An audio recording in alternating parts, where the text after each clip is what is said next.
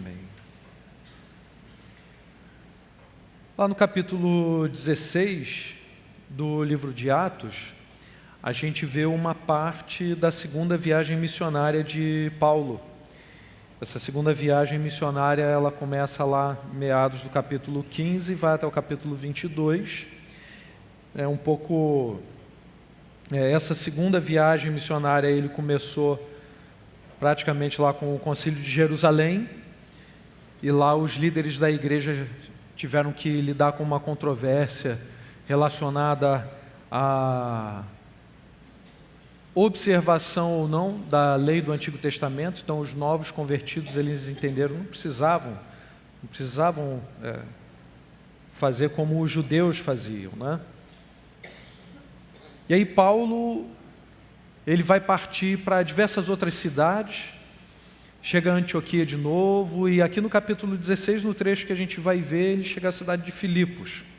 Durante essa segunda jornada dele, essa segunda viagem missionária, ele enfrentou vários perigos, vários problemas, e no trecho em especial que a gente vai meditar, como vocês devem lembrar, ele e Silas, juntos, encontraram Timóteo e agora eles estão na prisão.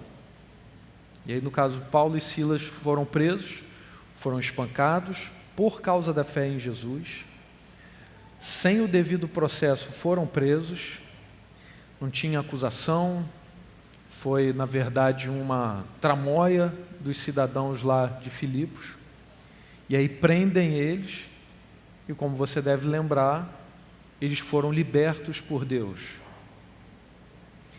Foi durante essa viagem que Paulo também escreveu algumas cartas muito conhecidas nossas, por exemplo, Tessalonicenses e 1ª e 2ª Coríntios. E aqui em especial em Filipos, eles foram presos porque Paulo libertou uma menina de uma opressão espiritual, uma mulher de uma opressão espiritual. E aí, para a gente relembrar esse contexto, acompanha comigo a leitura de Atos 16, a partir do verso 16. Certo dia, indo nós para um lugar de oração, encontramos uma escrava que tinha um espírito pelo qual predizia um futuro. Ela ganhava muito dinheiro para os seus senhores com adivinhações. Essa moça seguia a Paulo e a nós, gritando: estes homens são servos do Deus Altíssimo e anunciam o caminho da salvação. Ela estava certa? Estava certa, ela estava falando a verdade. Só que o que incomoda Paulo é porque ela não estava falando aquilo pelo Espírito de Deus. Era um outro Espírito que estava ali sobre ela e que outras pessoas exploravam essa opressão espiritual dela, fazendo com que ela adivinhasse coisas, e eles ganhavam dinheiro com isso. Paulo fica indignado e depois de alguns dias ele se volta para aquele espírito e diz assim: em nome do Senhor Jesus Cristo, eu ordeno que saia dela. E aí no mesmo instante o espírito deixou, percebendo que a esperança de lucro daqueles homens tinha acabado. O que é que eles fizeram? Agarraram Paulo e Silas, arrastaram eles para a praça principal, diante de todas as autoridades, e aí, levando-os aos magistrados, disseram: estes homens são judeus. Olha o antissemitismo presente aqui. Eles não o reconhecem direto como crentes, como cristãos, mas o reconhecem como judeus.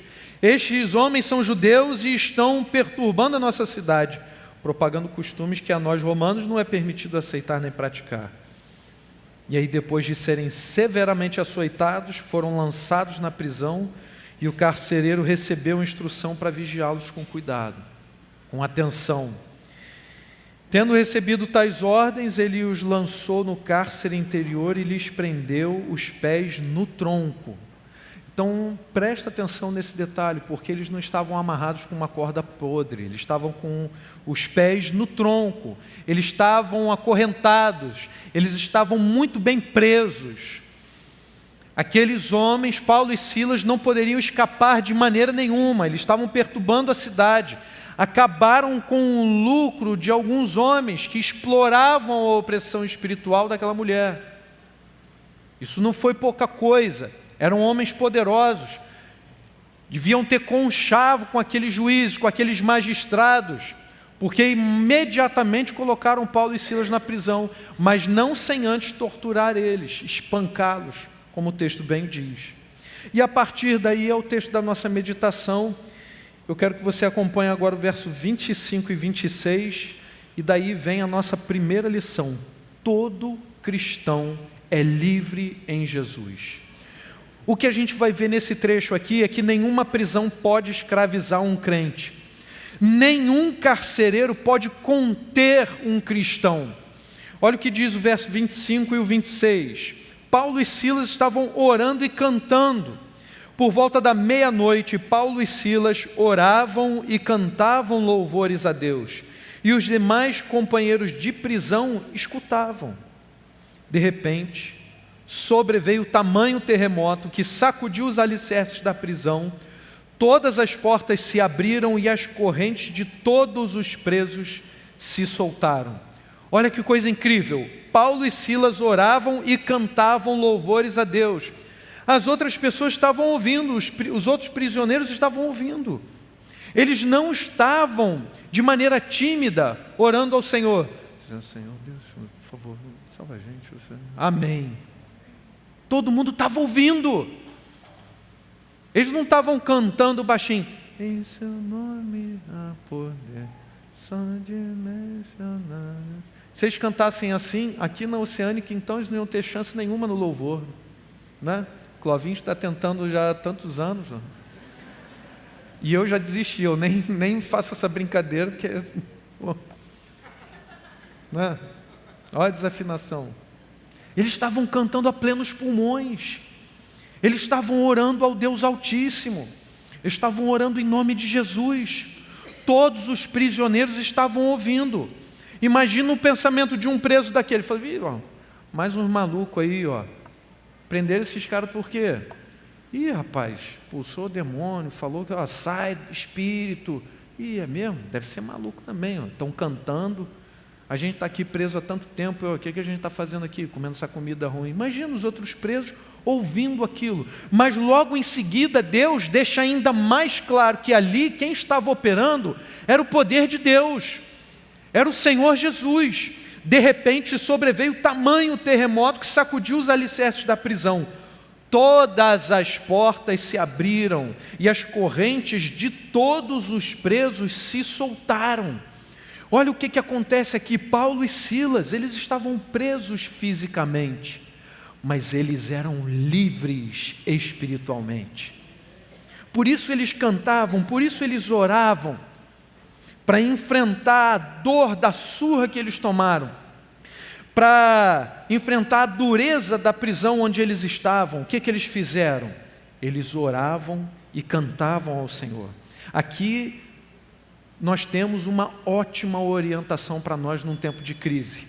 Está passando por uma crise, você tem que orar e tem que louvar o Senhor. Está sentindo-se fraco, você tem que se apegar ainda mais a Deus. E ore e louve. Na liberdade cristã, que a gente vê aqui Paulo e Silas celebrarem, não é para que nós usemos para fazer a nossa própria vontade, ou fazer qualquer coisa que der na nossa telha, porque na mente do cristão, o que dá na nossa telha, o que dá na nossa mente é querer fazer a obra que o Senhor Jesus determinou para nós. Por isso Paulo e Silas estavam orando e cantando, porque eram livres em Jesus e sabiam muito bem por que estavam ali. Se você está acompanhando a leitura do livro de Atos com rigor, seguindo direitinho, você deve lembrar que capítulos atrás o Espírito Santo direcionava Paulo de tal maneira que até no momento em que eu falo, para lá você não vai, aqui você para, ali você não avança, e ele assim obedeceu. Paulo sabia muito bem onde deveria estar, porque ele era livre em Jesus. Na liberdade cristã não há lugar para o desespero. É por isso que Paulo e Silas estavam orando e cantando. É claro que a gente passa por tribulações, por problemas. Todo crente maduro sabe que a palavra de Deus não promete nada disso assim, você vai ter uma vida tranquilona. Tem gente do falso evangelho aí que fala essas coisas, que nada vai acontecer de mal com o crente. Não existe isso. Jesus falou. no mundo tereis aflições, mas tende bom ânimo. Tende bom ânimo, porque eu venci o mundo. E Paulo e Silas experimentaram essa realidade na vida deles, assim como nós, crentes em Jesus, experimentamos esse poder. Por isso eles não se desesperaram.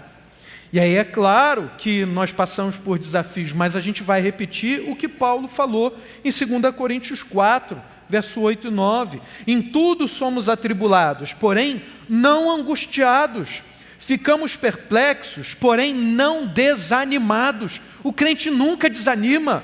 Somos perseguidos, porém não abandonados. O crente sabe que tem um pai que o ama, que cuida dele. Somos derrubados, porém não destruídos. Paulo e Silas, mesmo presos e tendo sido espancados, eles estavam orando e cantando, porque eles não eram mais escravos do pecado. Eles eram livres em Jesus.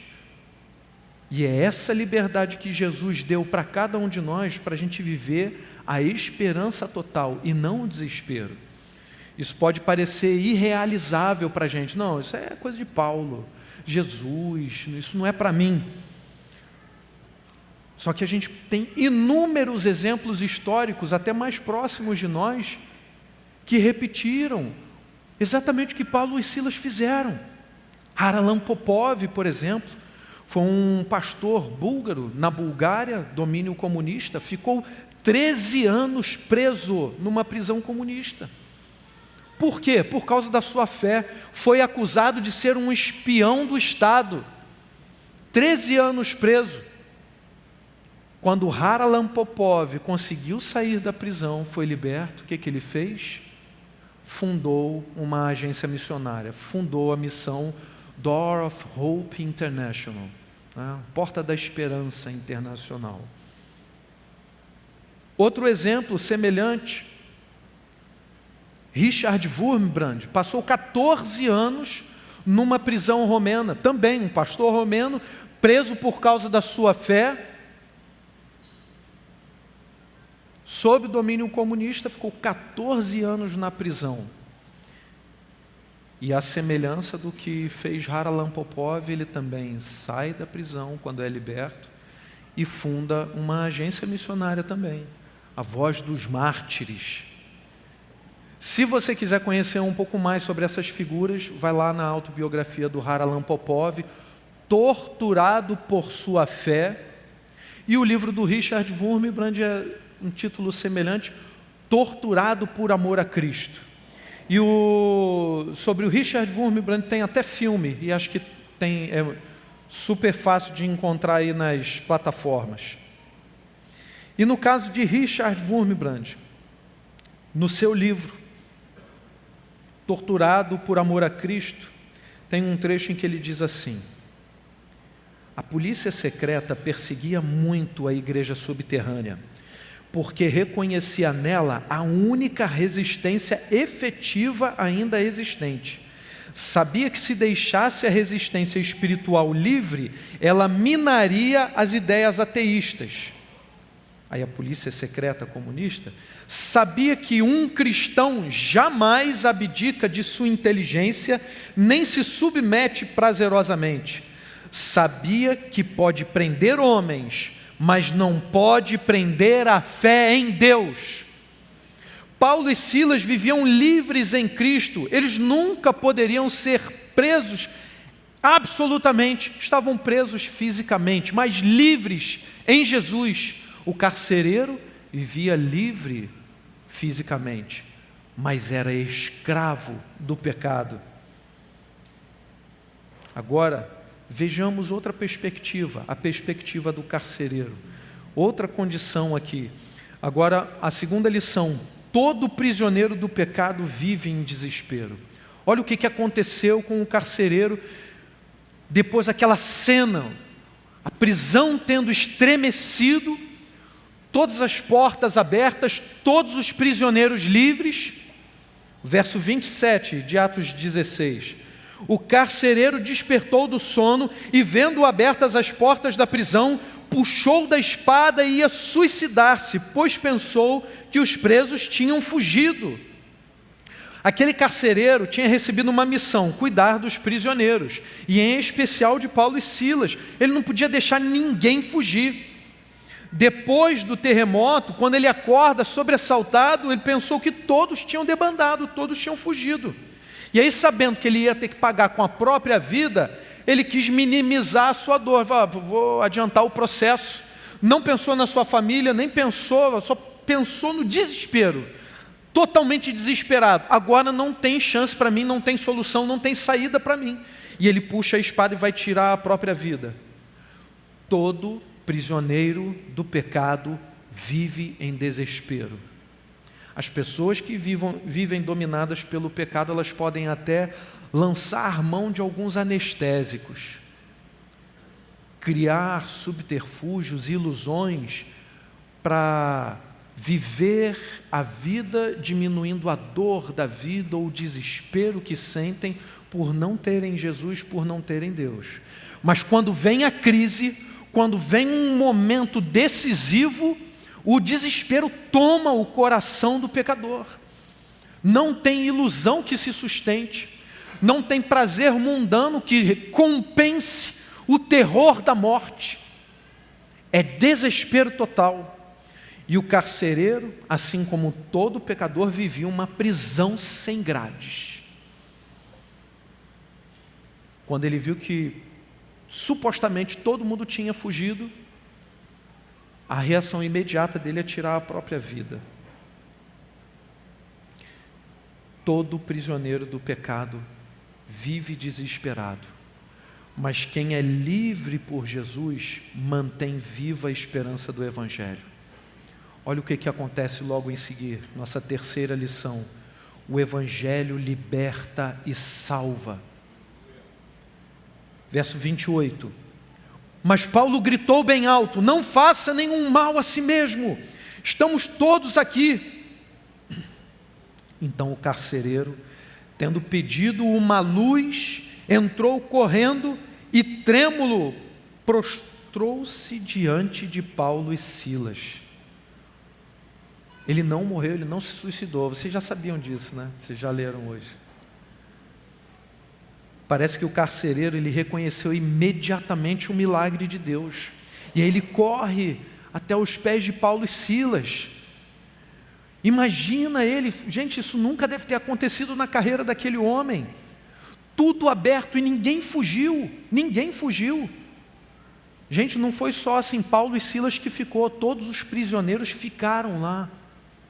Todos os prisioneiros que ouviram as orações de Paulo e Silas, que ouviram os louvores de Paulo e Silas, que ouviram Paulo e Silas glorificarem o nome que é sobre todo nome, o nome de Jesus.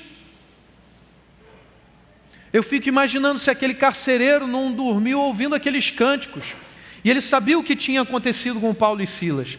Então quando ele acorda, ele achou: pronto, todo mundo foi embora. Só que Paulo gritou bem alto: não faça nenhum mal a si mesmo, estamos todos aqui. E o carcereiro vai aos pés dele. A libertação do Senhor veio no momento certo para aquele homem. Nem tardou, nem se adiantou. E hoje, diante de nós, há duas perspectivas: de homens livres em Cristo Jesus, ainda que tivessem por um momento presos fisicamente, e aquele carcereiro que vivia escravizado pelo pecado e aparentemente livre, né, fisicamente. Mas não só aquele carcereiro vivia preso ao pecado, sua família também. Qual é a perspectiva que nós vamos seguir? Qual é a perspectiva que nós vamos anunciar? A de Paulo e Silas, presos fisicamente, mas livres espiritualmente, ou a do carcereiro, livre fisicamente, mas preso espiritualmente? Tem gente que acha que o melhor negócio é viver essa vida do mundão. Só que a gente pode usar o argumento do próprio carcereiro, porque ele mesmo não aguentou a sua própria condição. O amor de Jesus, a palavra de Deus o alcançou, e ele não só imediatamente vai aos pés de Paulo e Silas, mas aí ele pergunta, veja o verso 30, depois trazendo-os para fora, disse: Senhores, que devo fazer para que seja salvo? Eles responderam: creia no Senhor Jesus e você será salvo, você e toda a sua casa. Você crê no Senhor Jesus? Então você já está salvo. Mas quantas pessoas ainda não creem e elas precisam ouvir? Quantos da sua própria casa até precisam ouvir? Das nossas famílias que precisam ouvir? Paulo e Silas eram livres em Cristo e foram anunciar, usaram da sua liberdade em Cristo para anunciar a palavra, para fazer a vontade de Deus. E esse carcereiro, tendo sido alcançado por Jesus, o que ele deseja agora? A salvação. O que eu devo fazer para ser salvo? Crer no Senhor Jesus. Qual é a liberdade que você deseja agora? A liberdade espiritual ou a liberdade física, a liberdade do mundão, que finge que é livre, mas vive escravizado por vícios, pelo pecado todo? Para lhe ajudar a entender um pouco melhor essa cena, vamos continuar nos detalhes seguintes que o texto nos apresenta, com a quarta lição. Deus cuida com todo o amor de cada membro da sua igreja. Deus cuida com todo o amor de cada membro da igreja. Depois do carcereiro convertido, crendo, Paulo anuncia, se você crê no Senhor Jesus, você será salvo, você e os da sua casa. E olha o que acontece, naquela mesma hora da noite, verso 33, naquela mesma hora da noite, cuidando deles, lavou-lhes as feridas dos açoites. Logo a seguir, ele e todos os membros da sua casa, da casa dele, foram batizados. Então, levando-os para a sua própria casa, deu-lhes de comer. E com todos os seus manifestava grande alegria por ter crido em Deus. Olha como é que Deus cuida de nós. É claro que eles passaram perigos terríveis, passaram por momentos mortais, e a gente vai passar pela vida inteira aqui nessa terra, e talvez a gente sequer enfrente 1/10 dos perigos que Paulo e Silas enfrentaram. Mas eles perseveraram, eles mantinham a fé em Cristo Jesus, e o Senhor cuidou deles com todo o amor, assim como Deus cuida de cada um de nós. Olha que obra maravilhosa, eles como missionários viram a conversão daquele homem, e Paulo e Silas já deviam estar assim, cheios de alegria nos seus corações, porque viram um homem que não queria nada com Deus, se converter ali aos pés deles. Mas Deus completa e faz uma obra ainda maior. Aquele homem que os colocou na prisão foi o homem que cuidou deles, limpou as suas feridas, curou suas feridas. E não só isso, levou eles para sua própria casa e deu a eles de comer. Eu fico imaginando Paulo e Silas falando com Deus: Senhor, Tu és tremendo, Senhor, Deus é incrível, como que eu podia imaginar, Senhor? Muito mais do que pedimos, muito mais do que sonhamos, muito mais do que poderíamos imaginar. Olha a obra que o Senhor Deus faz, não só os liberta da prisão, mas usa aquela situação para converter mais uma alma a Jesus. E não só isso, o Senhor Deus ainda usa aquele novo convertido para sarar as suas feridas e alimentá-los. Aquele carcereiro levou aqueles homens para casa. Paulo e Silas passaram por perigos de morte, mas nada disso tinha peso para eles. Nessa segunda viagem missionária de Paulo, uma das cartas que ele escreve é 2 Coríntios. E olha o que ele escreve em 2 Coríntios capítulo 4, verso 16 a 18, um texto que está bem fresco na nossa memória. Por isso não desanimamos, pelo contrário, mesmo que o nosso ser exterior se desgaste, o nosso ser interior se renova dia a dia, porque a nossa leve e momentânea tribulação produz para nós um eterno peso de glória acima de toda comparação, na medida em que não olhamos para as coisas que se veem, mas para as que não se veem, porque as coisas que se veem são temporais, mas as que não se veem são eternas. Eles olhavam para a eternidade. A perspectiva de Paulo e Silas era a eternidade, não a materialidade, não a perspectiva física, mas a espiritual. E olha só, eles foram espancados, torturados, colocados em prisão. E aí Paulo se refere às suas dores, mas como toda a igreja, a nossa leve e momentânea tribulação, perto do que Paulo e Silas sofreram, o que eu já sofri na vida? Nada. Mesmo assim, o Senhor Deus olha para cada um de nós e cuida de cada um de nós, dá aquilo que necessitamos, dá todo o amor que nós precisamos. O amor de Jesus, a gente não pode pedir nenhuma prova a mais a Deus, Ele entregou o seu próprio Filho. E aí vocês repararam a reação do carcereiro? O que ele fez? Logo depois de convertido, o que ele fez?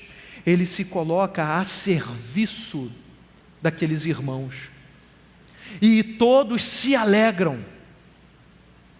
Esse é o segredo para a gente viver uma vida cristã cheia de alegria, desfrutando todas as bênçãos que Deus tem para nós.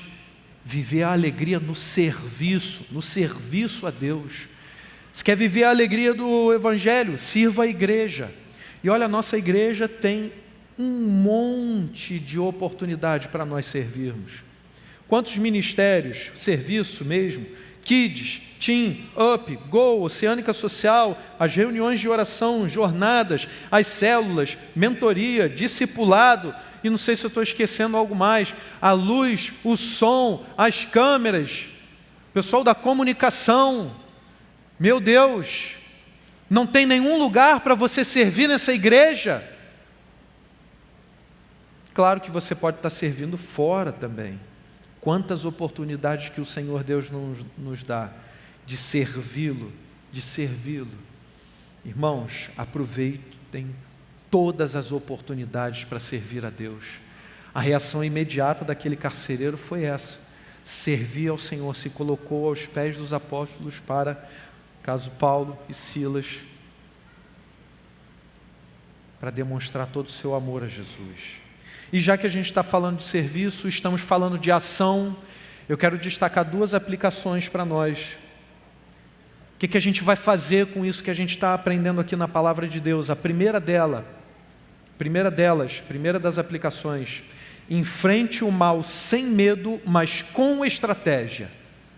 Enfrente o mal sem medo, mas com estratégia. Olha o que Paulo fez aqui. Paulo enfrentou os magistrados que tinham colocado ele e Silas na prisão, sem acusação, sem processo formal, injustamente. Eles foram colocados na prisão por causa da fé em Jesus. E aí Paulo usa a sabedoria divina, a sua própria condição de cidadão romano, para enfrentar aqueles magistrados.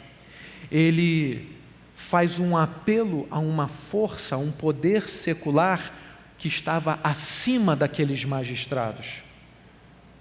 O pecador, o descrente, ele não crê no poder de Deus. Para ele não vai ser ameaça nenhuma você falar assim: eis que determino em nome de Deus, o Espírito Santo vai fulminar você. É mesmo?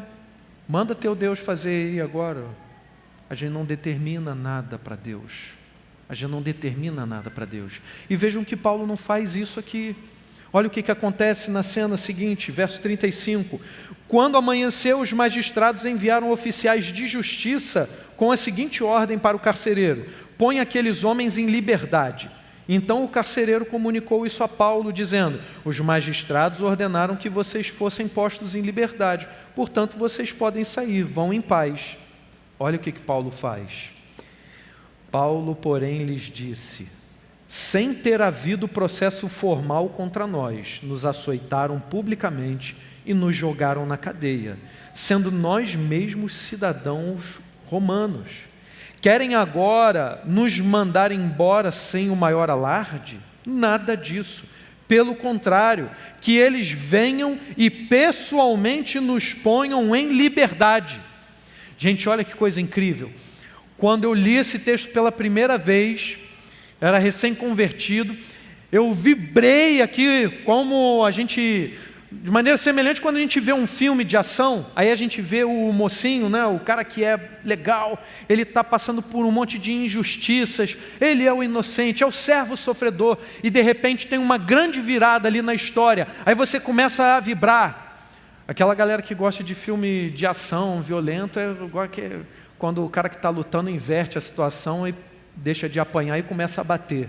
Só que Paulo não vai bater aqui.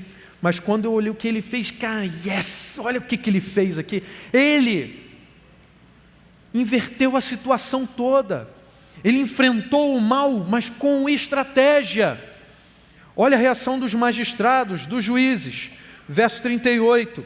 Os oficiais de justiça comunicaram isso aos magistrados. Quando estes souberam que Paulo e Silas eram cidadãos romanos, ficaram com medo. Olha só, ficaram com medo. Aqueles juízes, aqueles magistrados ficaram com medo, não medo de Deus, mas ficaram com medo da sua própria vida.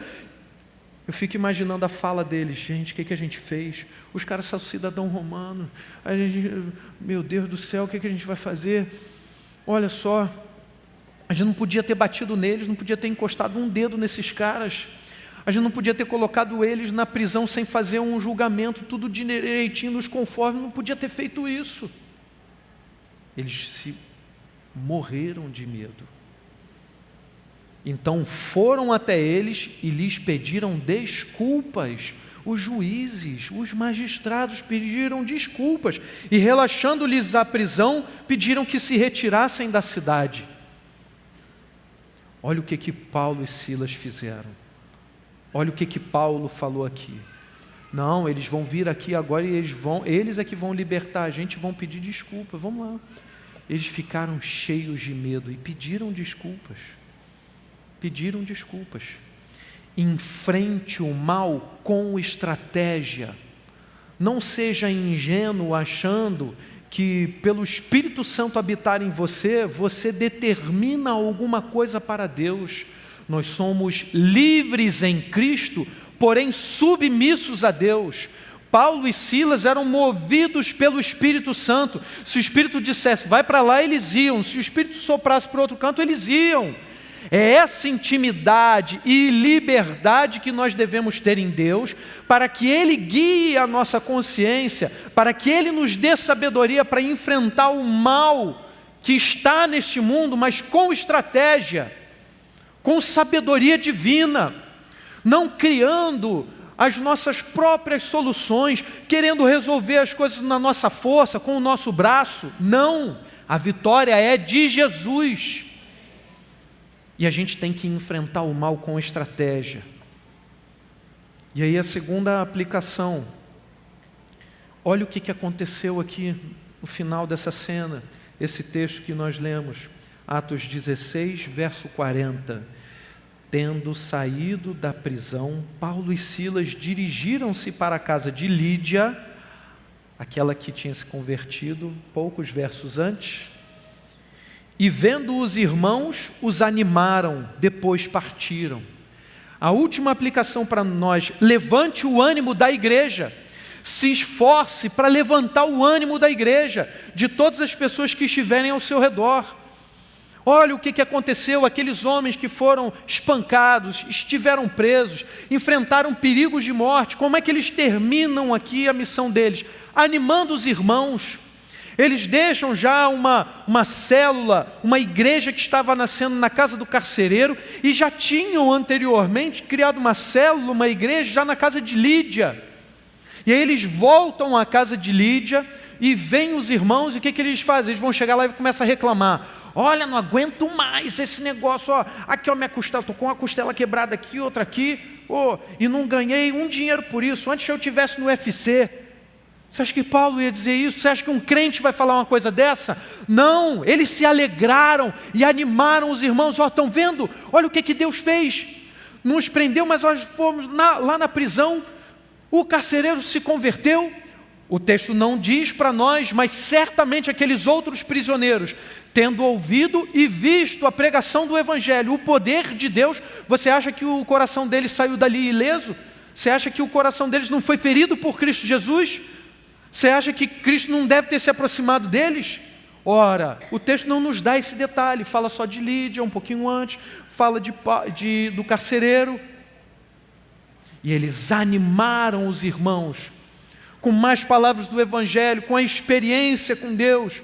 Eu conheço irmãos aqui na igreja, eu tenho um apelidozinho secreto para esses irmãos, são os crentes 220. Os 220 de Jesus. São aquelas pessoas eletrizantes em Jesus. Toda quinta-feira eu encontro um monte desses irmãos aqui na igreja. Um monte. Você chega perto, os caras estão rindo. Estão rindo por quê? Eu já sei, por causa de Jesus. Irmãos que não conseguem ficar 5 minutos sem falar em Jesus. Irmãos que vivenciam o Evangelho com tanta intensidade, que causam aquela inveja santa, que no fundo não é inveja, é aquele desejo, estou vendo Jesus em você, brilhando nos seus olhos. Os caras falando, hoje falei de Jesus para o fulano de tal, falei de Jesus, falei, você tem que ir lá na igreja, convidei, hoje veio o fulano que eu convidei. Gente, façam isso todos os dias, animem a igreja. A gente tem que se esforçar, é para isso. Você acha que a gente não passa por desafio, não passa problema? É claro que passa. Você acha que eu estou aqui pregando o Evangelho, estou aqui em cima, os irmãos que vêm para a célula, vêm para o culto, vêm para os cultos de oração, você acha que todas essas pessoas estão super felizes, não tem problema nenhum? É claro que tem, pô. Não deve ter uma pessoa hoje aqui, não deve ter nenhuma pessoa hoje aqui, que se parar para pensar assim, hoje eu não tenho problema nenhum. Mas a vida do crente é diferente. Nós somos animados não só uns pelos outros, mas é Cristo quem levanta o nosso ânimo. E a gente precisa se unir a Jesus nesse trabalho da igreja, para que a igreja esteja assim, eletrizante, cheia de vida. Porque nós podemos até passar por tribulação, mas nós não ficamos desesperados, nossa esperança é Jesus. Nós não ficamos desanimados, porque quem anima a nossa vida é Jesus. Então faça esse esforço e deixe-se contagiar também. Quantas vezes eu vim para a igreja sentindo fraco, fui para a célula até, indo para a célula ou saindo da igreja, estamos no jejum. Aí vem, me fecha no trânsito, Senhor Deus sabe onde eu devo ser tratado, né? Aí eu, toda vergonha, caí, falei o que não devia. Todos nós passamos por isso. Mas se deixe contagiar e contagie outras pessoas. Dê glória a Deus, cante louvores, ore ao Senhor, anime a igreja. Que a gente sabe que a igreja de Jesus Cristo não poderá ser parada por absolutamente nada. Nós somos livres espiritualmente e não há prisão nesse mundo, não há nada que possa nos parar. Amém? Vamos orar. Senhor, obrigado, Deus, obrigado pela Tua palavra. Obrigado, Senhor, por animar o coração da Tua igreja, Pai. Obrigado por nos ajudar a perseverar no jejum, Senhor. Tudo isso é consagrado a Ti. Obrigado a nos ajudar a perseverar na leitura da palavra. Tudo isso é consagrado ao Senhor, Pai. E nesse momento que a gente tem buscado ao Senhor especialmente como uma preparação para o retiro, Senhor, não só agora, Pai, não só agora, trata o nosso coração, mas desperta as nossas vocações também, desperta o nosso ânimo, Senhor, para nós orarmos, louvarmos, nos dedicarmos especialmente a Jesus, Pai, até a chegada lá do retiro, Senhor, e todos os dias depois, mas especialmente naquele momento, naquele lugar, Pai, promove a comunhão nossa, Senhor, que toda a igreja esteja absolutamente fervendo, animada em Cristo Jesus, Pai, louvando e glorificando o Teu santo nome, Pai. Então anima os nossos corações para que lá também a gente experimente mais do Senhor, em nome de Jesus, Pai. Amém. Amém.